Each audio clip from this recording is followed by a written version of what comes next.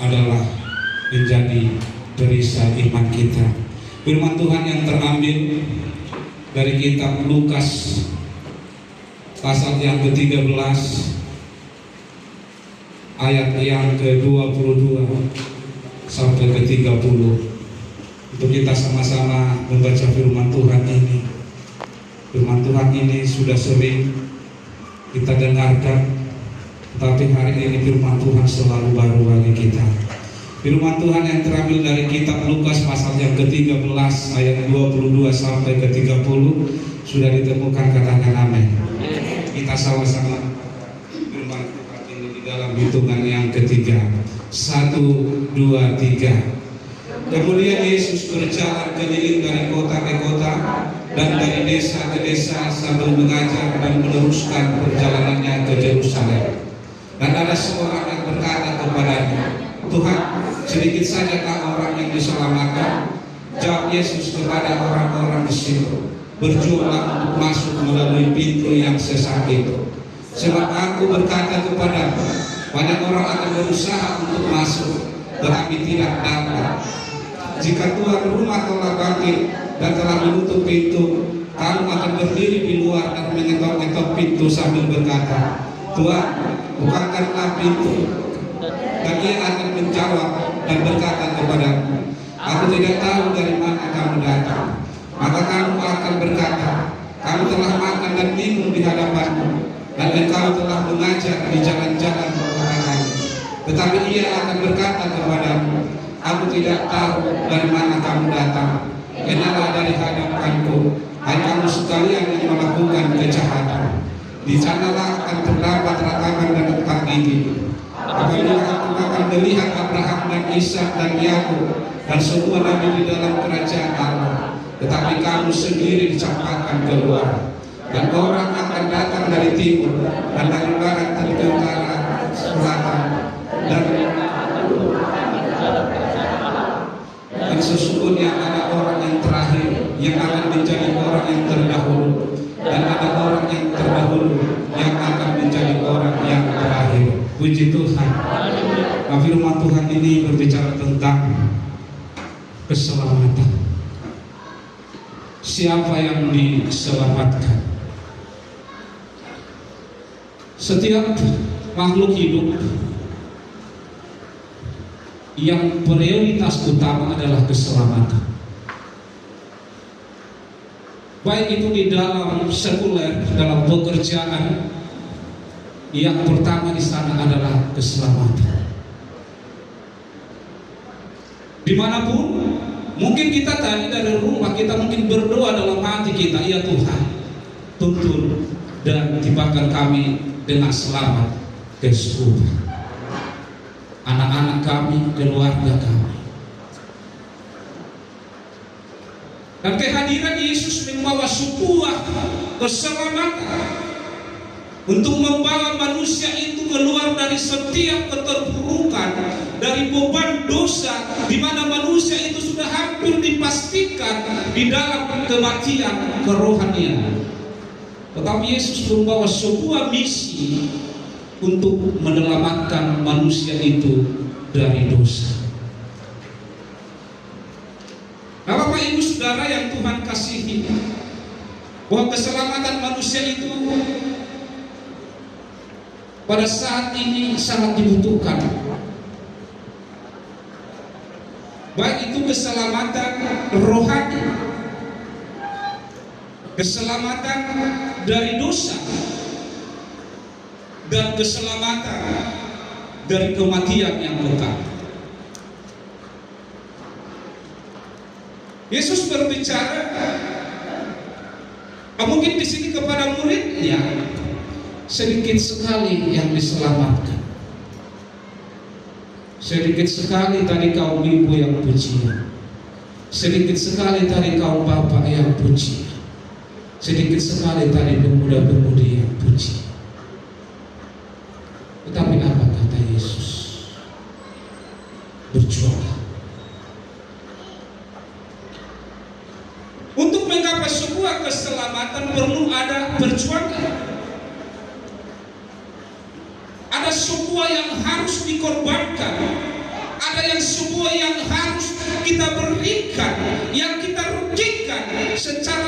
itu jasmani yang harus kita berikan. Berjuang. Untuk menggapai sebuah kesuksesan perlu berjuang. Tetapi orang yang selalu menggerutu, hanya melihat kesuksesan orang, berarti orang itu adalah orang yang kurang pintar, yang hanya melihat kekayaan, melihat keberhasilan seseorang. Nah, orang menjadi berhasil itu perlu sebuah perjuangan. Untuk menggapai sebuah keselamatan itu dibutuhkan dari setiap manusia, dari setiap pribadi, untuk ada sebuah perjuangan yang harus kita relakan. Jadi orang-orang percaya harus penuh dengan perjuangan dan harus ada yang direlakan.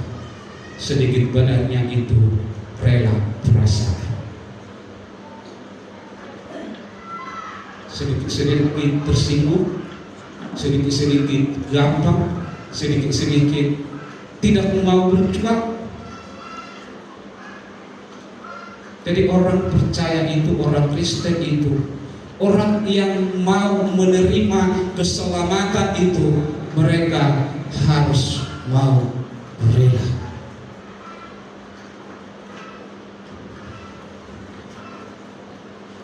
Manusia menjalani hidup yang sembarangan, hidup yang jauh dari Tuhan. Maka Yesus menawarkan sebuah keselamatan, sebuah makna keselamatan itu. Dan siapa yang diselamatkan? Keselamatan itu adalah anugerah Allah bagi manusia yang diberikan secara cuma-cuma. Kejatuhan manusia ke dalam dosa, maka Allah turun dari surga, meninggalkan sifat keallahannya, turun ke dalam dunia ini melalui sebuah kelahiran, sebuah datangnya firman Allah dari surga, datangnya menjadi manusia.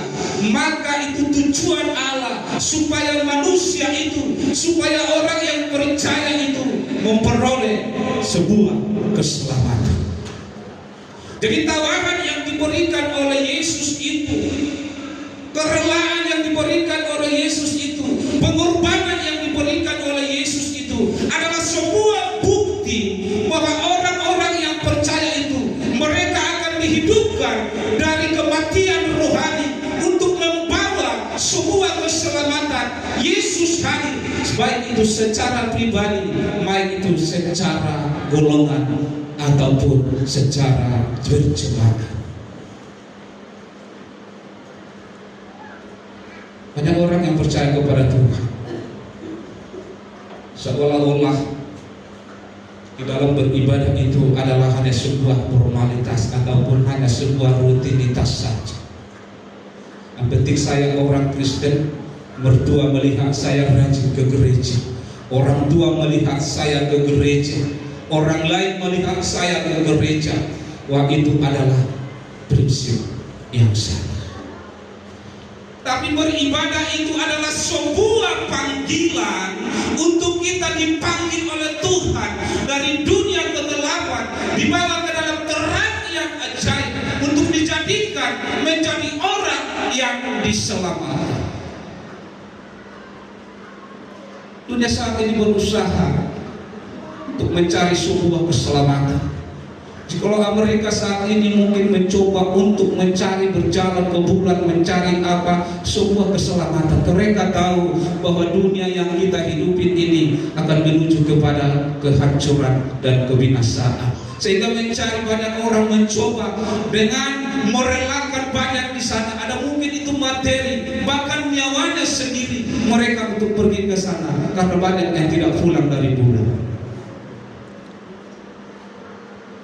Begitu juga dengan negara-negara yang lain. Tetapi kita, orang Indonesia, bertahan dari bulan ke bulan.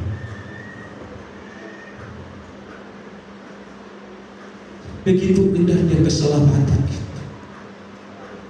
Tetapi Yesus membuat sebuah misi.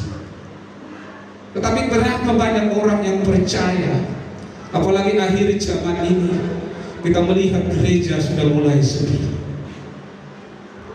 Di Amerika saya membaca banyak gereja yang dicuri. Bahkan banyak di Amerika bahwa tidak ada lagi di sana pendetanya. Tidak ada lagi yang mau memberitakan kebenaran itu, memberitakan tentang keselamatan itu. Tetapi mereka di sana sudah banyak jauh daripada itu. Akhir zaman akan membawa manusia itu sama yang dikatakan, sangat sedikitkah yang diselamatkan. Maka Tuhan berkata, berjuanglah melalui pintu yang sesat itu. Pintu di sini adalah Yesus yang menjadi jalan keselamatan buat setiap orang yang percaya kepada Tuhan, sehingga mereka mampu untuk melakukan sebuah terobosan baru bersama dengan Yesus. Mereka akan mendapat keselamatan itu. Jadi tujuan kita datang beribadah untuk memperoleh keselamatan itu. Puji Tuhan. Maka diperlukan di sana sebuah introspeksi diri agar setiap yang hadir beribadah di sini tidak sekedar beribadah hanya sebagai rutinitas saja, tetapi sebagai panggilan untuk diri saya untuk memperoleh sebuah keselamatan itu. Ada banyak yang harus kita tinggalkan. Ada banyak yang harus kita tanggalkan dari hidup kita. Kebiasaan lama kita akan tinggalkan. Karena saya banyak melihat gereja di mana-mana. Saya datang ke sini, tujuan kita beribadah buat apa? Tujuan kita datang kepada gereja ini satu, bahwa saya bertemu dengan Tuhan. Tetapi kenapa banyak gereja ketika firman Tuhan diberitakan, ada banyak orang meninggalkan tempat duduknya? Kalau ke kamar mandi tidak jadi masalah, itu hal biasa. Tetapi kenapa mereka membuat sebuah rapat di rumah? Nah, ini yang perlu kita tinggalkan. Ada mungkin itu pernah, kalau saya dulu tidak pernah sama seperti itu. Beribadah, ya beribadah lah. Yang penting saya pakai baju datang sudah.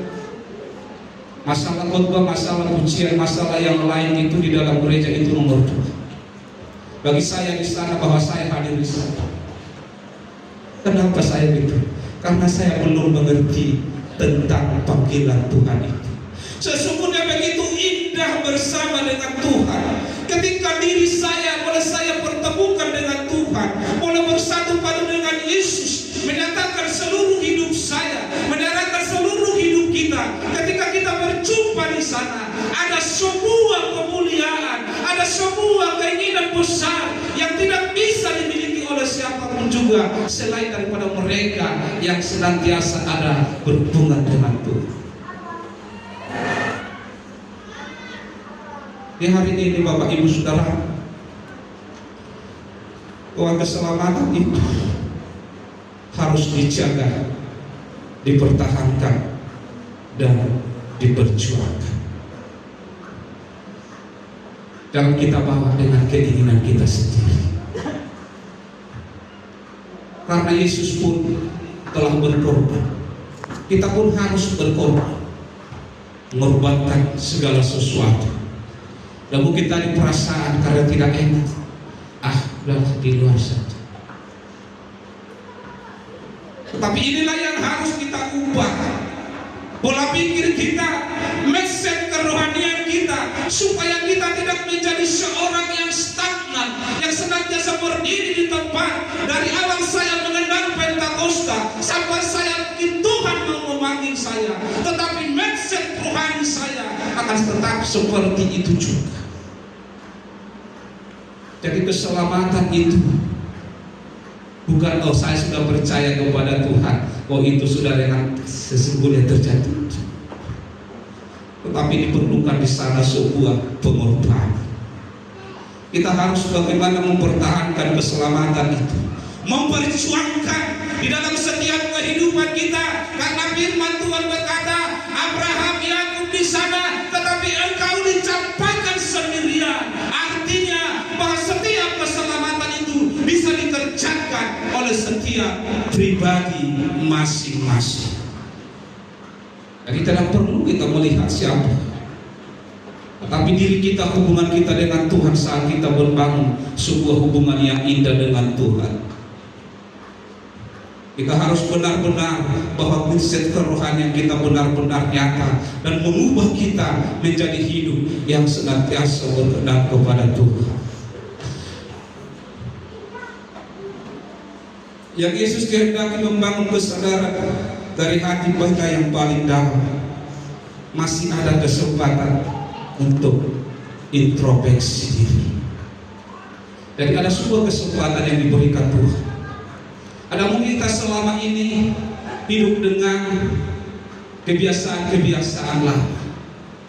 Maka hari ini Tuhan mau mengajak kita, masih ada waktu, masih ada kesempatan untuk kita mengintrospeksi diri kita, untuk kita masuk lebih dalam lagi bersama dengan Yesus.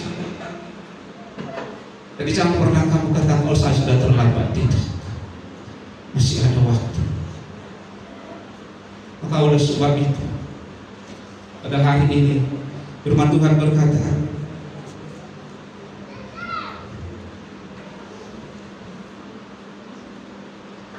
dan orang akan datang dari timur dan barat, dan dari utara dan selatan, dan mereka akan duduk makan di dalam kerajaan Allah.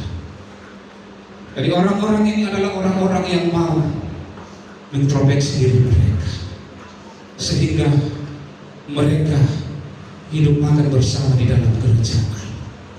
Maka kita pun kesempatan ini, jangan pernah kamu berkata, oh saya sudah ke dalam dosa, sudah terlampau jauh saya jatuh ke dalam lumpur dosa. Tetapi Allah yang kita sembah, Yesus kita adalah Allah pengasih, murah hati, yang mau selalu kapan kamu datang untuk kita mau bertobat kepada Dia. Maka hari ini kita akan datang kepada Tuhan, dan kita boleh senantiasa introspeksi diri kita.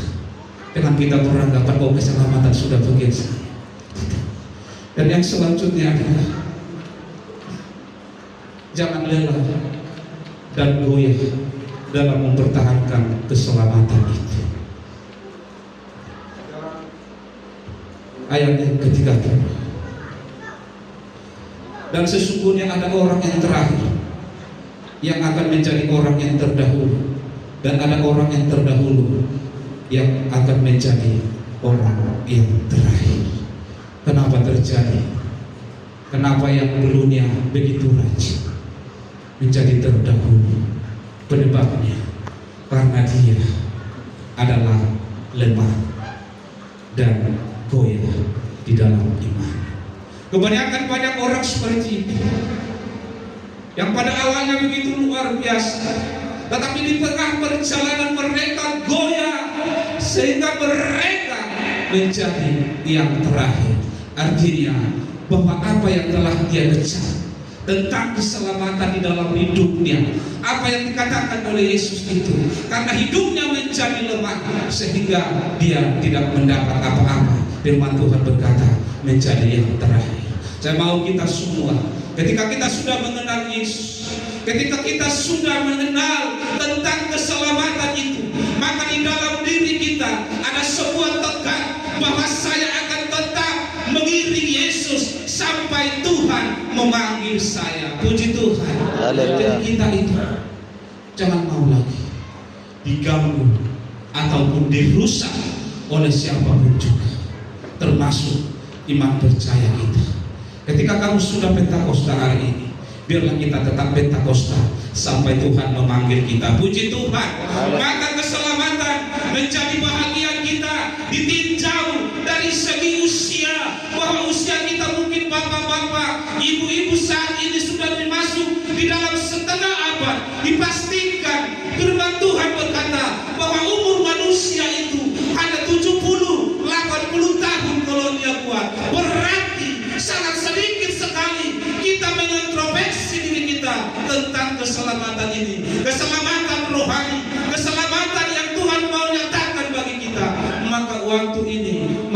kerjakan lewat diri kita masing-masing. Saya tidak mau, saudara tidak mau dengan sendiri dibuang ke dalam satu tempat kata firman Tuhan. Sementara Abraham, Ishak, Yakub di sana bersama-sama melakukan sebuah makanan, yaitu di dalam kerajaan Allah. Tetapi kita menjadi orang yang sangat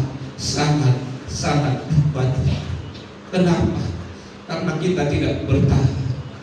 Kita lemah di pertengahan jalan. Kita tidak bisa mempertahankan ini. Kita tidak bisa memperjuangkan Yesus itu di dalam hidup kita. Ada mungkin faktor yang akan terjadi, menjadi seseorang itu menjadi lemah karena dia mungkin, ada mungkin itu dari sebuah sakit penyakit. Ada mungkin itu dari keadaan di tengah-tengah keluarga. Ada mungkin itu karena keadaan finansial mungkin. Ada mungkin itu dari keadaan situasi di tengah-tengah keluargamu yang tidak kunjung padam. Tetapi Yesus berkata, datanglah kepadaku, yang beban dan berletih lesu, aku akan memberikan kelegaan kemampuanmu. Sebuah jaminan yang senantiasa harus kita proklamikan di dalam diri kita, supaya firman Tuhan ini menjadi sebuah firman, sebuah pembebasan bagi setiap kehidupan kita. Jadi firman Tuhan ini bukan senantiasa supaya kamu jatuh, tidak. Tetapi firman Tuhan ini adalah sebuah pembebasan, membebaskan kita dari setiap hal-hal yang mengikat akan dunia ini, membebaskan kita dari kesombongan, membebaskan kita dari sebuah kemunafikan, membebaskan kita dari sebuah keserakahan, membebaskan kita dari sebuah keangkuhan, membebaskan kita dari sebuah penghujatan. Jadi ketika firman Tuhan itu datang kepada kita, jangan kita anggap itu menjadi sebuah pedang medusmu supaya kamu jatuh, tidak. Memang firman Tuhan itu diilhamkan untuk menegur kesalahan, iya. Firman Tuhan berkata, menyatakan kesalahan, memperbaiki sifat, tapi bukan seperti itu. Firman Tuhan itu jangan pernah anggap bahwa itu adalah menjustis, tetapi anggap itu adalah membebaskan kita. Memang firman Tuhan itu membebaskan. Ketika kita mau diubah oleh firman Tuhan, ketika kita mau diubah, ketika firman Tuhan, jangan kamu sombong, kita merenungkan ini, kita diubah, apakah kita tak bebas? Tetapi ketika kita tidak mau melakukan ini, ketika kita mau menganggap bahwa ini sebuah teguran, mengurusmu, maka kamu akan tetap di dalam kubangan itu. Maka itu firman Tuhan tidak berlaku menjadi sebuah pembebasan. Jadi hari ini, Bapak Ibu Saudara yang Tuhan kasih, kita boleh datang kepada Tuhan untuk selalu kita mengintrospeksi diri kita. Jadi keselamatan itu adalah bagian dari orang yang mau berjuang, yang mau berpertahan. Keselamatan itu adalah bagian bagi orang yang mau mengintrospeksi diri mereka. Keselamatan itu menjadi bagian orang yang tetap kuat. Jadi hari ini, ketika hal ini kita boleh dalam kehidupan kita, sekalipun kita mungkin seperti Paulus berkata, pada tahun 8 Allah yang rohani kita tetap menyala. Saya percaya bagi kita semua, siapapun kita, untuk kita boleh mencoba mengubah kehidupan kita.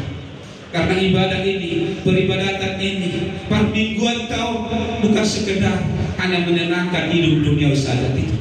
Tujuan kita sama, supaya kita memperoleh keselamatan itu saja. Keselamatan itulah yang inti dari setiap kehidupan kita. Keselamatan di dalam dosa dan keselamatan di dalam kematian yang kekal. Yang pasti bahwa kematian sudah mulai datang kepada kita, sudah mulai mengintip setiap orang. Karena itulah bagian daripada hidup. Hidup mati. Gak bisa kita tetap hidup di dalam dunia ini. Tapi kita percaya kita adalah orang-orang yang sudah dipanggil Tuhan. yang sudah mengenal cinta kasih Tuhan. Maka hari ini hidup ini adalah sebuah kesempatan saja. Tuhan tidak pernah menyatakan bahwa umurmu segini, bahwa kamu akan saya panggil, tidak. Tuhan tidak pernah melihat umur atas panggilan Tuhan di dalam hidup kita. Tuhan tidak pernah melihat kondisi kita, bagaimana Tuhan memanggil kita. Tetapi itu sebuah rahasia Tuhan. Jadi kesempatan ini harus kita lakukan, harus kita pergunakan, supaya kita nanti memperoleh keselamatan yang kekal sampai selama-lamanya. Haleluya. Hari ini kita mau datang kepada Tuhan. Kita semua bangkit berdiri.